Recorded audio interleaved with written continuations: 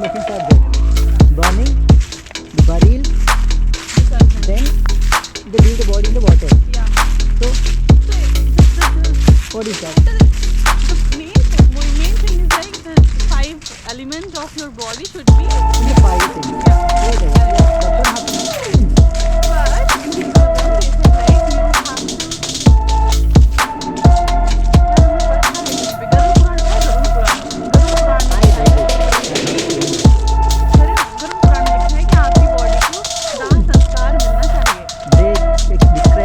Procedure how to do that, Yeah. and what happens after each day by day they will tell you like first day what happens, second day what happens, third day what happens. That's what. Until 1 year there is a process. The You know, so Dharma Puran says that if your body is still there, so after that 11 days your soul try to come back to that body. That's why in Hinduism we burn the body so that the Atma it won't come again.